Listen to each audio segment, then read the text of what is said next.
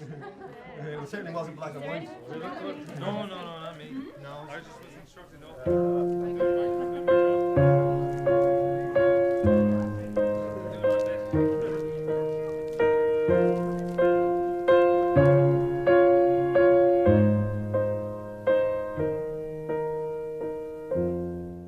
Well, Pure in Heart is a charitable organisation that was founded in the year 2000 by a group of us who were friends, who believed in the dignity and value of every person, and who also had made a decision to say sex until we were married.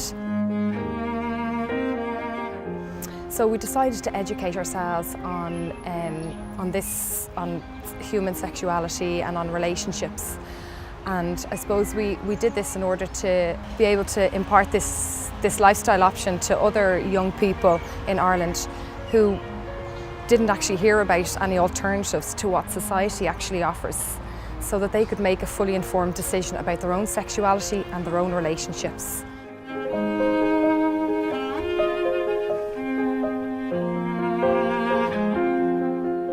My background unfortunately comes from a background of addiction, so I got kind of caught up with what that life entailed, and of course, you know, there's relationships with that and there's sex involved and things like that as well. And of course, yes, it feels good, it seems good at the time, but when you kind of start asking deeper questions, when I had come back into my faith, you start asking them questions and you realise subtly and slowly your own value, and you do really start to question exactly what love actually means. And what happens is when young people come into our group, they're often damaged and hurt by a misuse or a misunderstanding of their sexuality. And the culture today is telling them, look, do whatever you want.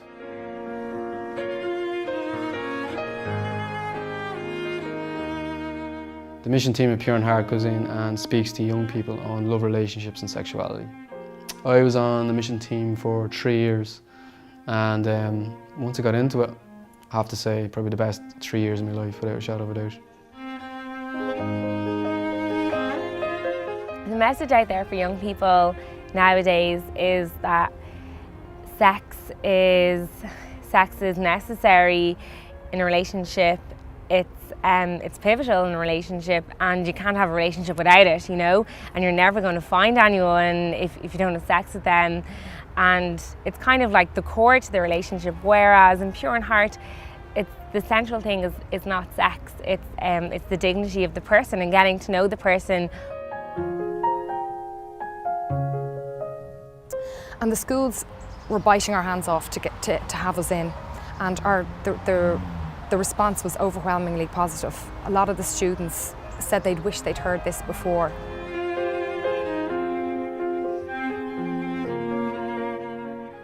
The kids are getting a very muddled picture with regard to their sexuality, from everything from television, movies, videos, video games, their friends, the conversations they're involved in, their social scene, all the social media. Everything seems to be communicating to them, from what I perceive, that sexuality is simply fun and to be availed of whenever you can get your hands on it. Whereas, of course, teaching in a Catholic school, I, as a religion teacher, want to communicate that sexuality is something much more precious and ideally to be reserved for marriage. So we're coming from the faith perspective, but it definitely challenges them to think about something that's, you know, deeper for them and also on a deeper level, because you're talking about something that every person wants, which is love.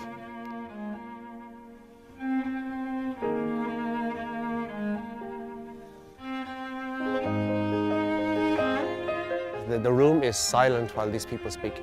And even though they're very young, and sometimes they've been very inexperienced in terms of presentation skills, in fact what I find is, because it's peer-to-peer, because they're young, because they're inexperienced, the students actually listen to them.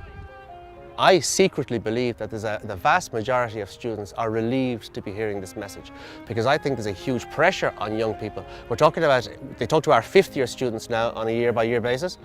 They're 15, 16, maybe 17 years old maximum, and there's an enormous pressure on many of those to at least give the impression that they're sexually active, even if they're not. I'd also hope they would actually start questioning what the media may say to them, what that message actually means. Does that message actually really give, you know, a meaning to my life? Does it actually give value and dignity? And if it's not, then why doesn't it do that? I could live the lifestyle without Pure in Heart, but it's a lot easier to live this lifestyle with the support of Pure in Heart. Every week I go to the meeting, it's like I'm recommitting myself and I'm reminding myself of the choice I've made to live a chaste lifestyle. Also, my boyfriend comes to the meeting with me, so the two of us, it really reaffirms us and strengthens us in our relationship. And also there's that community element as well, because lots of young people go to the prayer meeting and they all have the same belief as you.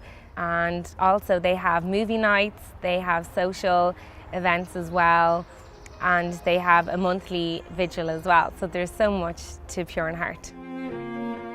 What the young people receive when they come to Pure in Heart is a tremendous healing, a tremendous renewal. They're often damaged by misuse of their sexuality. I think the one thing that Pure in Heart gave me the most was definitely the friendships.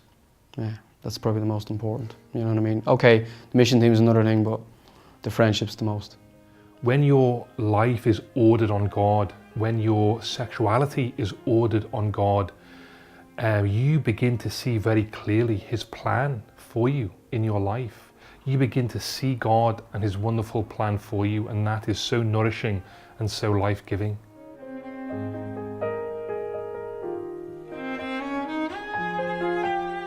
I just want young people all across Ireland and all across the world to realise that this is a lifestyle choice that is possible. It's not archaic. There are people living this, and I'm a witness of that, and that it brings great joy and great freedom.